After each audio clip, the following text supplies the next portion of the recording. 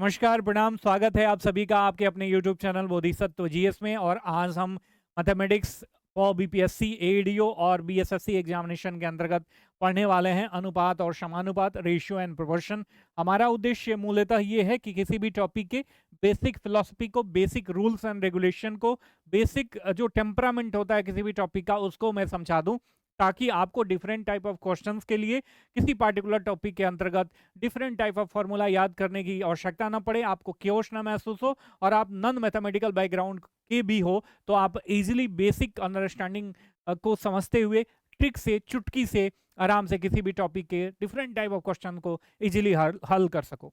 तो हम देखेंगे अनुपात और समानुपात के कुछ बेसिक नियम, और उसके बाद जो है हम लगातार शुरू से लेकर लास्ट तक जितने भी एडवांस टाइप के क्वेश्चन होते हैं अनुपात और समानुपात में, उनको करते जाएंगे डियर एस्पिरेंट। चलिए शुरू करते हैं। शुरू करने से पहले आपसे रिक्वेस्ट है, यदि चैनल पे नए हैं तो चैनल को सब्सक्राइब करके बेल का आइकन जरूर दबा देना। और हाँ, हमारे द्वारा परसेंटेज को खत्म कराया जा चुका है। डिफरेंट टाइप ऑफ बीएसएससी और सीडीपीओ एग्जामिनेशन में जितने भी परसेंटेज के प्रश्न पूछे गए थे सब मैंने सॉल्व करा दिया, बेसिक अंडरस्टैंडिंग क्लियर करवा दिया। इसके साथ साथ बीपीएससी सीएससी प्रारंभिक परीक्षा में पूछे गए परसेंटेज के प्रश्नों को भी मैं सॉल्व करवा दिया हूं। नीचे वीडियो के डिस्क्रिप्शन बॉक्स में प्लेलिस्ट का लिंक दिया गया है, उसे वॉच आउट कर लेना। चलिए, अनुपात और समानुपात। देखो, बेसिकली अनुपात क्या है ना, हम भिन्न को एक विशेष मतलब इंडिकेशन के तहत या चिन्ह के तहत अंकित करते हैं। लेट्स से ए बट्टा बी है तो इसको हम ए अनुपात बी लिखते हैं। इस चिन्ह को क्या करते हैं, ए अनुपात बी लिख देते हैं। इस चिन्ह को बोलते हैं अनुपात। ठीक है, अगर दो अनुपात एक इक्वल हो तो उस अनुपात को क्या बोलते हैं। यदि लेट्स से ए बराबर बी इक्वल टू बी बराबर सी हो तो इसको ऐसे लिख सकते हैं, A is to B, that means A अनुपात बी समानुपात बी अनुपात सी लिख सकते हैं डियर एस्पिरेंट। ठीक है, इसके साथ साथ मान लीजिए कि कोई फ्रैक्शन है, दैट मीन्स कोई अनुपात है, और इस अनुपात को हम इसमें लिखें, ये अनुपात को फ्रैक्शन में लिखें या फ्रैक्शन को अनुपात में लिखें, बात तो बराबर ही है। तो कोई अनुपात है तो यही ध्यान में रखना कि जब किसी अनुपात में प्रथम और द्वितीय पद में किसी समान संख्या से गुणा कर दिया जाए या सामान्य संख्या से भाग दे दिया जाए तो जो अनुपातवा प्राप्त होता है ना, वो जो प्रथम अनुपात होता है उसी के बराबर होता है। ठीक है, बात आ गई समझ में। जैसे मान लीजिए 6:18 है, तो एक समान संख्या ले लो, ऊपर नीचे मान लो 3 से हम मल्टीप्लाई कर देते हैं, मान लो 3 से डिवाइड कर देते हैं, तो 3 दूना 6 और 3 छक 18। ठीक है, फिर 2 से काटोगे तो 2 एकम 2, 2 3 6, तो 1:3 आ गया। तो 6:18 जो है, 6:18 जो है, 6/18 जो है वो किसके बराबर होगा, 1:3 के बराबर होगा, जो कि इसका मतलब निम्न रूप हो गया। ठीक है, इसके साथ साथ यदि हम गुणा भी करके देखें तो मान लीजिए यहाँ पे हम 4:12 की बात कर रहे हैं, या कुछ भी आप कर सकते हो। मान लीजिए आप लिख रहे हो 5:6 या 5:6 लिख रहे हो, तो किसी संख्या से यदि मल्टीप्लाई कर दें सेम संख्या से ऊपर नीचे, 3 से ऊपर 3 से नीचे, तो जो अनुपातवा होगा 15/18, ये भी किसके बराबर होगा, ये भी 5/6 के बराबर ही होगा। दैट मीन्स यदि इसको 3 से डिवाइड करोगे तो 3 × 15, 3 × 18, फिर 5/6 आ जाएगा। बस यही कह रहा है, दो समान राशियों के बीच तुलनात्मक संबंध होता है अनुपात।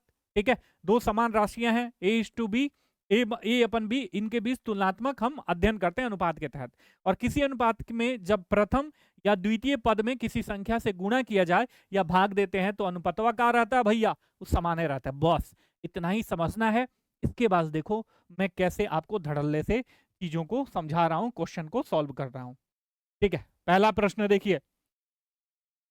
हो सकता है कि आप अभी हाल फिलहाल में सीख रहे हो मैथमेटिक्स, तो आपके लिए कठिन लगे, लेकिन जब आप प्रैक्टिस करोगे तो आपके लिए जर्नी आसान हो जाएगी। तो इसीलिए मेरा मतलब ये प्रयास है कि आपको बेसिक अंडरस्टैंडिंग क्लियर करा दिया जाए। आप खुद ब खुद इतने फास्ट पेस में चले जाओगे जिससे कि आप किसी भी प्रश्न को चुटकियों में हल कर लोगे। अब देखो, तीन संख्याएं 5, 7 और 12 के अनुपात में यदि उनमें से पहली तथा तीसरी संख्याओं का योग दूसरी संख्या से 50 अधिक हो तो तीनों संख्याओं का योग कितना होगा। बहुत ही सिंपल है, किसी एक संख्या से मल्टीप्लाई कर, तो लेट्स से कि x से मल्टीप्लाई कर देते हैं। ये तीनों संख्याएं क्या हो गई, 5x, 7x और 12x। क्या कह रहा है, यदि उनमें से पहली और तीसरी संख्याओं का योग मतलब 5x प्लस क्या कह रहा है 12, यही है ना, पहली और तीसरी संख्याओं का योग दूसरी संख्या से 50 अधिक है, डेट मीन्स इसमें से 50 घटा देंगे तो ये दूसरी संख्या के बराबर हो जाएगा। बहुत ही आसान है। ये कितना हो जाएगा 12 और 5 17, ठीक है। तो यहाँ पे हो जाएगा आपका 17x, और ये इधर आएगा समान राशि की संख्याओं को एक साथ रख देते हैं बराबर के इधर उधर, तो इधर का आ जाएगा तो माइनस का 7x हो जाएगा, और ये इधर जाएगा तो बराबर का 50 हो जाएगा। तो ये कितना हो जाएगा 10x बराबर 50, तो x बराबर कितना हो जाएगा 5। अब कह रहा है तो तीनों संख्याओं का योग कितना हो जाएगा, तो देख लो ये 5 आ गया ना x की जगह पर, तो ये कितना हो जाएगा आपका x सबसे मल्टीप्लाई कर देंगे, 5 से सबको मल्टीप्लाई कर देंगे, ये हो जाएगा 5 पचे 25, 7 पचे 35 और 12 पचे 60, 5 5 10 हो गया, हाथ में 1 2 1 3 3 6 6 और 6 12, 120 will be the right answer, option number 2, ठीक है। ये इसे और जब मैं लिख के इसलिए बता रहा हूं ताकि आपको चीजें समझ में आ जाए। जब आप खुद से करोगे ना तो आप आंखों में ये सोल्व हो जाएगा। मान लो यहाँ पे ये सब स्टेप लिखने की आवश्यकता ही नहीं पड़ेगी। मान लो यहाँ पे आपने लिख दिया 12 5 17, 17 में से 7 जाएगा, यहाँ पे कितना हो जाएगा आपका 10, और ये 50 इधर जाएगा तो x का वैल्यू 5 आ रहा है, और मल्टीप्लाई करके डायरेक्ट जोड़ दोगे तो आ जाएगा। इतना सब लिखने की आवश्यकता ही नहीं पड़ेगी जब आप खुद से सॉल्व करोगे, बिकॉज यहाँ हमको आपको समझाना भी होता है। बहुत बच्चे हैं कि जो पहले से थोड़ा बहुत बेसिक क्लियर होगा तो इजीली समझ लेंगे, तो नए बच्चों को समझाना होता है, तो इसलिए मुझे स्टेप लिखना पड़ता है, ठीक है। बहुत बच्चे कहेंगे यार भैया इतना कहाँ समय होता है इतना स्टेप लिखने का, इतना बहुत तो आपको कैलकुलेशन करना पड़ेगा, ठीक है। अगला प्रश्न है, दो संख्याएं 3:5 के अनुपात में है, यदि प्रत्येक में 13 घटाया जाए तो नई संख्याएं 10:11 के अनुपात में प्राप्त होंगी, यदि मूल संख्याओं में 15 जोड़ दिया जाए तो संख्याओं के बीच का अनुपात क्या होगा। बड़ी आसान है, ठीक है। अब दूसरा कोई बच्चा रहता, अरे भैया इतना बड़ा क्वेश्चन है कौन से तरीके से अपना, ये सब सोचने की आवश्यकता नहीं है, बस बेसिक फिलॉसफी आपको पता होनी चाहिए, हाथ चलना शुरू हो जाए। मान लीजिए 3x है 5x है, यही कह रहा है ना जी 13, इसमें से दोनों में से हमने क्या घटा दे रहे हैं 13 घटा दे रहे हैं, ठीक है। तो नई संख्या कितना हो जा रही है 10:21 हो जा रही है, ठीक है ना, मतलब 10/21 हो जा रही है। तो मूल संख्याओं में यदि 15 जोड़ दिया जाए तो संख्याओं के बीच, पहले यहाँ पे मूल संख्या हम निकाल लें, तो ये देखो ये हो जाएगा 21 तिहाई 63 और माइनस का 13, 13 सब दोनों में से घटाया गया तो 13 कॉमन रहेगा, हम 13 को यहाँ मल्टीप्लाई नहीं करेंगे, 13 गुणे 21 हो जाएगा, ये कितना हो जाएगा 50x माइनस 13 गुणे 10 हो जाएगा डियर एस्पिरेंट, ठीक है। अब देखो और यहाँ पे 63x हो जाएगा। अब देखो यहाँ से इधर 63x में से 50x घट जाएगा क्योंकि प्लस का 50x है, इधर जाएगा तो माइनस का हो जाएगा, तो ये कितना हो जाएगा 13x हो जाएगा, ठीक है। और फिर यहाँ पे देखो यहाँ पे 13 गुणे 21 है और फिर माइनस 13 गुणे 10 है, तो यहाँ पे 13 गुणे 21 माइनस 13 गुणे 10 हो जाएगा। कुछ नहीं करना है, मैं बस आपको स्टेप समझाने के लिए लिख रहा हूं, लेकिन ये आंखों में सॉल्व हो सकता है। डायरेक्ट हम इसका उत्तर लिख सकते हैं इधर उधर फ्लक्चुएट करके, इधर जाएगा तो प्लस होगा, इधर जाएगा तो माइनस होगा। आपको बात समझ में आ रही है ना, अगर इधर माइनस है और ये बराबर के इधर जाएगा तो प्लस हो जाएगा, अगर प्लस है ये बराबर के इधर जाएगा तो माइनस हो जाएगा, वाइस वर्सा चीजें होती रहती हैं, ठीक है। अब इसमें से 13 कॉमन है, 13 कॉमन ले लो और 21 में से 10 जाएगा कितना हो जाएगा 11 हो जाएगा, और 13x कट गया, 13 से 13 x बराबर कितना हो गया 11 हो गया।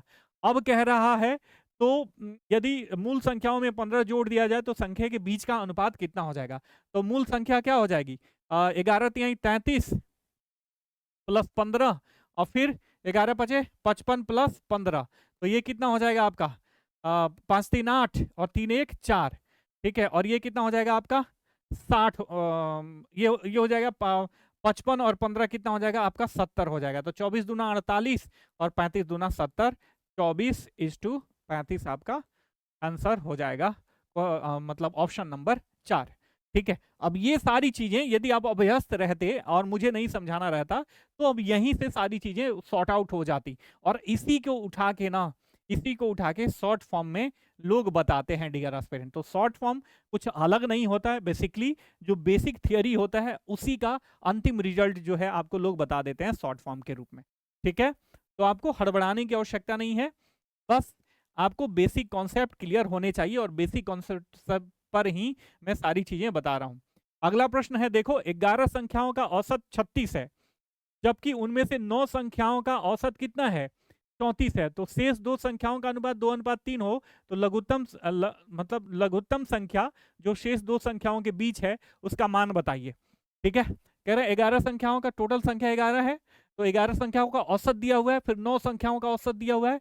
तो मतलब दोनों का योग में से, मतलब ये 11 संख्याओं का योग और 9 मतलब औसत का क्या होता है, मान लीजिए कि 4 संख्याओं का औसत 25 है, तो चारों संख्याओं का योग कितना हो जाएगा, ये होता है ना 25 चौका 100 हो जाएगा। तो इसी तरीके से मान लीजिए 11 संख्याओं का औसत 36 है और 9 संख्याओं का औसत 34 है, तो अन्य दो जो संख्याएं हैं उनको या मतलब निकाल सकते हैं ना, उनका योग कितना होगा, तो 11 गुने 36 माइनस 9 गुने 34, ठीक है। तो अन्य दो संख्याओं का जो योग होगा ये 2x प्लस 3x के बराबर होगा, यही है ना, दो संख्याओं का अनुपात दिया हुआ है, उसी का योग हम निकाल रहे हैं ना। तो ये कितना हो जाएगा आपका, ये 9 कॉमन ले लो, तो 11 चौका 44 और माइनस 34, ये 9 और ये हो जाएगा आपका 44 में से 34 गया यहाँ पे 10 हो गया, तो ये कितने के बराबर हो जाएगा आपके 90 के बराबर हो जाएगा, और ये कितना हो जाएगा 5x हो जाएगा, तो x बराबर 18, ठीक है। तो अब ये पूछ रहा है तो लघुत्तम जो संख्या है वो कितना होगी, लघुत्तम संख्या 18 दूना 36 होगी, 4 हो जाएगा।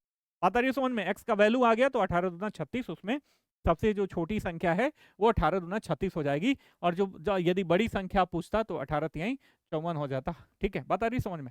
चलिए, कुछ नहीं समझ में आ रहा हो तो आप नीचे कमेंट कर देना, अपना नंबर लिख देना, ठीक है। उसका मतलब कि इसको फिर से समझाइए, मैं छोटा सा वीडियो बना के आपको जो है टेलीग्राम पे या व्हाट्सएप पे मैसेज कर दूंगा। देखो 10 और 20 के लिए तीसरा अनुपातिक क्या होगा, दो संख्याएं दी गई हैं, अनुपात समानुपात का नियम A अनुपात B समानुपात B अनुपात C ऐसे होता है, मतलब अनुपातिक, तीसरा अनुपातिक निकालने के लिए तो ये A बट्टा B बराबर B बट्टा C, ये रूल है, आपको मतलब ये समझना होगा, ठीक है। तो ये C क्या हमें दो पता है, A और B पता है, तीसरा अनुपातिक निकालना है, तो ये C कहाँ चला जाएगा, ऊपर कैंचिया गुना, ठीक है, और ये ऊपर का B क्रॉस B हो जाएगा और ये नीचे आ जाएगा, तो ये B स्क्वायर बराबर A हो जाएगा। तो हमेशा जब तीसरा समानुपातिक निकालना होता है तो C बराबर क्या होता है, B स्क्वायर बट्टा A, ठीक है। तो ये आपको याद करना होगा, और ये कहाँ से निकला है, ये बेसिक कॉन्सेप्ट से निकला है। तो ये फॉर्मूला होता है तीसरे अनुपातिक को ज्ञात करने के लिए। आप चाहो तो वैसे भी जैसे मैंने बताया वैसे भी कर सकते हो, but this is the final product. तो आपको यहाँ से कि ऐसे क्वेश्चन के लिए जो आंखों ही आंखों में हो जाए, इतना कैलकुलेशन करने की आवश्यकता नहीं है। तो यही तीसरा अनुपातिक पूछ रहा है, तीसरा अनुपातिक C पूछ रहा है, तो B का स्क्वायर यहाँ पे कितना हो जाएगा 400 और बट्टे 10 हो जाएगा, ठीक है। तो तीसरा अनुपातिक किसके बराबर हो जाएगा, 40 के बराबर हो जाएगा डियर एस्पिरेंट। तो राइट आंसर विल बी 4। ये सब जो क्वेश्चन है प्रीवियसली पूछे गए हैं एसएससी में, एसएससी के डिफरेंट या जो भी एग्जाम्स होते हैं, वनडे एग्जाम या मल्टीपल टायर के एग्जाम, सब में पूछा हुआ प्रश्न है ये, ठीक है। इसके बाद में बीपीएससी में पूछे गए अनुपातिक समानुपातिक के नियम, अनुपात और समानुपात से संबंधित प्रश्नों को सॉल्व करा दूंगा। बीएसएससी सीडीपीओ एग्जाम में पूछे गए सारे प्रश्नों को सॉल्व करा दूंगा। अगला प्रश्न कह रहा है कि सुमित और प्रकाश की आयु का वर्तमान अनुपात 2:3 है, ठीक है। तो 2x 3x कुछ नहीं करना है। कह रहा है सुमित प्रकाश से 6 वर्ष छोटा है। जो ये सुमित है ना, ये प्रकाश से कितना वर्ष छोटा है, 6 वर्ष छोटा है। तो इसमें से 6 घटा देंगे तो इसके बराबर हो जाएगा, या इसमें 6 जोड़ देंगे तो इसके बराबर हो जाएगा, ठीक है। तो मान लीजिए कि इसमें हम 6 जोड़ दें तो ये किसके बराबर हो जाएगा, सुमित में यदि 6 वर्ष जोड़ दें तो ये प्रकाश के आयु के बराबर हो जाएगा, ठीक है। तो 3x में से 2x चला जाएगा तो x बराबर कितना आ जाएगा 6। तो सुमित की आयु कितनी हो जाएगी 12 और प्रकाश की आयु कितनी हो जाएगी 18। अब कह रहा है तदनुसार 6 वर्षों के बाद सुमित और प्रकाश की आयु का अनुपात कितना होगा। तो 6 वर्ष में, 6 वर्ष के बाद ये 12 साल का है तो 6 वर्ष के बाद 18 साल हो जाएगा, और ये जो है 18 साल का है तो 6 वर्ष के बाद 24 साल हो जाएगा, ठीक है। तो 6 से मतलब इसे डिवाइड कर सकते हो, 6 ऐसा नंबर है दोनों में कॉमन डिवाइड कर सकते हैं, 6 तिहाई 18, 6 चौका 24, your right answer will be 3:4, ठीक है, ऑप्शन नंबर 4, ठीक है। ये अरेंज करने में गड़बड़ हो गया तो इधर उधर मत करना, तो सही उत्तर क्या हो जाएगा 3:4 के बराबर हो जाएगा। अब देखो, अब इसे ये शॉर्ट फॉर्म है, अब इसको करना है तो यदि हम लॉन्ग टर्म से करें तो कैसे करेंगे। सुमित और प्रकाश की आयु का वर्तमान अनुपात कितना है 2:3 है, ठीक है। तो ये हो गया 2x और 3x हो गया। अब कह रहा है सुमित प्रकाश से 6 वर्ष छोटा है, दैट मीन सुमित में 6 वर्ष जोड़ देंगे तो ये प्रकाश की आयु के बराबर हो जाएगा, ठीक है। ये 3x बराबर कितना हो जाएगा, ये इधर जाएगा तो माइनस का x बराबर कितना हो जाएगा 6। तो सुमित की आयु कितनी हो जाएगी 12 वर्ष, और प्रकाश की आयु कितनी हो जाएगी 18 वर्ष।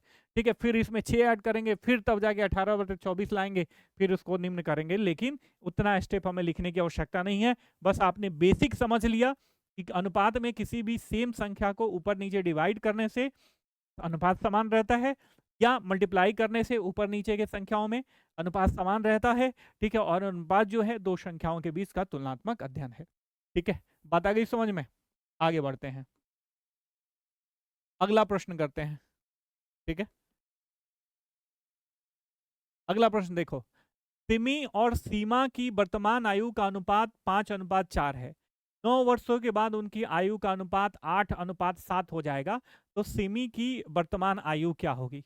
ठीक है, कुछ नहीं करना है, ये कह रहा है कि वर्तमान आयु का अनुपात क्या है, 5x हो जाए, 5x है बटा 4x है। 9 वर्षों के बाद उनकी आयु का जो अनुपात है ये कितना है, 8:7 है। ठीक है, अब ये देखो 7×5 35x।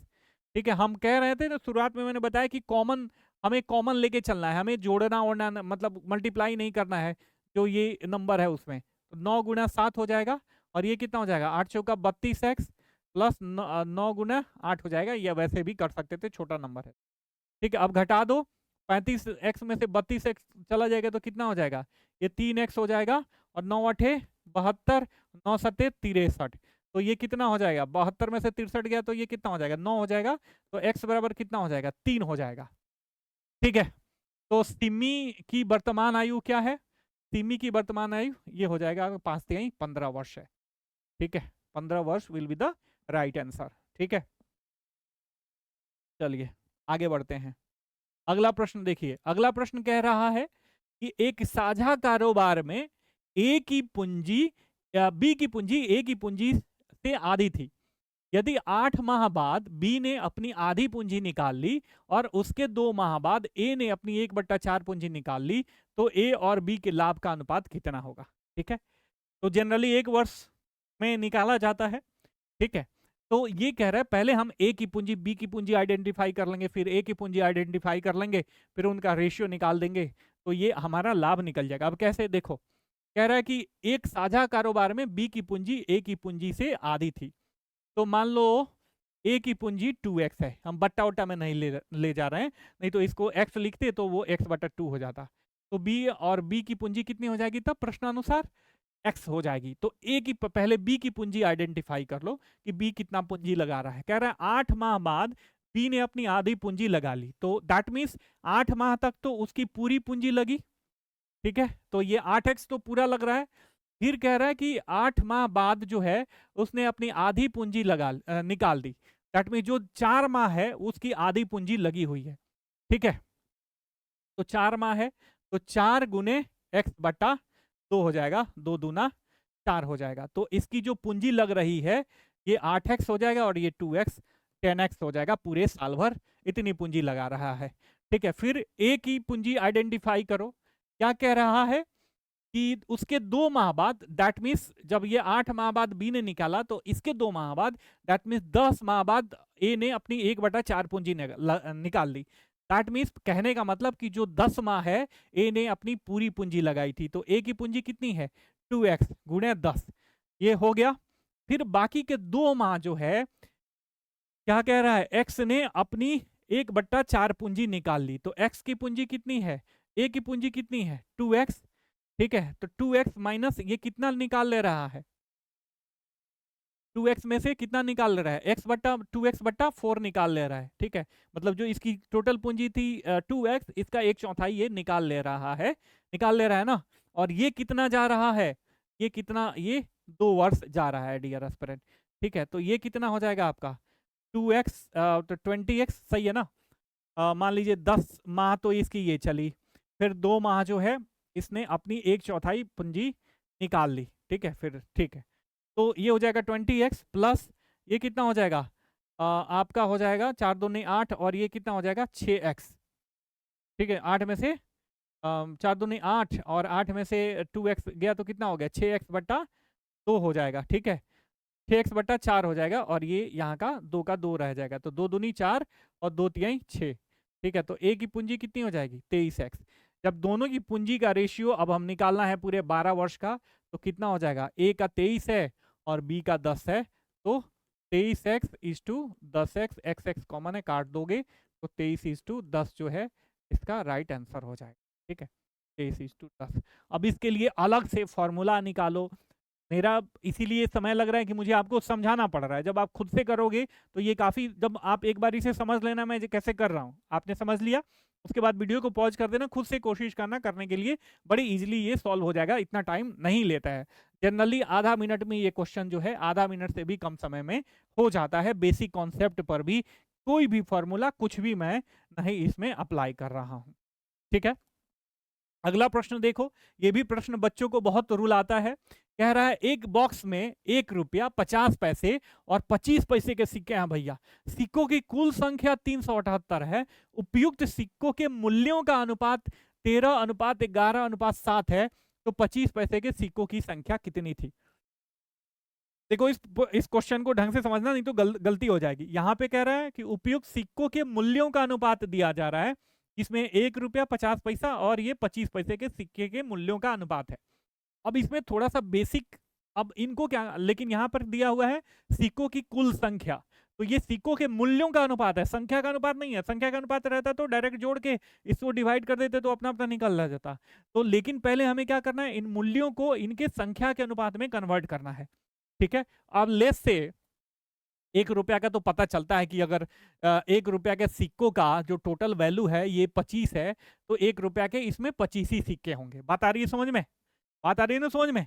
अगर 1 रुपया का कुछ सिक्का है जिसका टोटल वैल्यू 25 रुपया है, तो टोटल सिक्के कितने होंगे 1 रुपया के? 25 ही होंगे। बात आ रही है समझ में? चलो, अब यही बात कह रहा है कि 50 पैसे के सिक्कों का, कुछ 50 पैसे के सिक्के हैं जिनका टोटल वैल्यू आपके पिताजी ने कुछ 50 रुपये दे दिया और कहा कि ये 50 पैसे के सिक्के हैं टोटल, तो इन सिक्कों की संख्या कितनी होगी? बात आ रही है समझ में? तो ये कितनी हो जाएगी? 2 सिक्कों बराबर, 2 सिक्के बराबर 1 रुपया है ना, तो वो 2 से मल्टीप्लाई होगा जो भी वैल्यू होगा, तो जो 50 पैसे के सिक्के होंगे उसमें 2 से मल्टीप्लाई कर देंगे तो टोटल नंबर ऑफ सिक्का निकल जाएगा। और मान लीजिए कि अगर कोई कहे कि आपके पास 25 पैसे के सिक्कों का कुल मूल्य जो है 25, मतलब कुछ सिक्के हैं 25 पैसे के जिनका कुल मूल्य 25 रुपया है, तो सिक्कों की संख्या कितनी होगी? तो इसमें 4 से मल्टीप्लाई कर देंगे तो ये हो जाएगा 100। तो बस यही जो फिलॉसफी है, बेसिक कॉन्सेप्ट इसमें अप्लाई कर देंगे।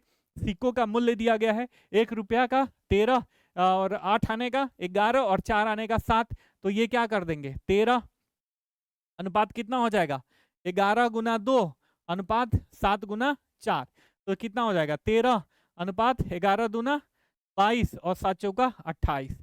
अब यही कह रहा है ना कि 25 पैसे के सिक्कों की संख्या कितनी थी भैया, तो 25 पैसे का सिक्कों का संख्या कितना है 28। ये कितना में जो टोटल सिक्के होंगे उतना में 28 है ना, तो 10 20 30 और 20 50 10 60 और 3 63, मतलब इन तीनों को जोड़ोगे तो 63 आ जाएगा।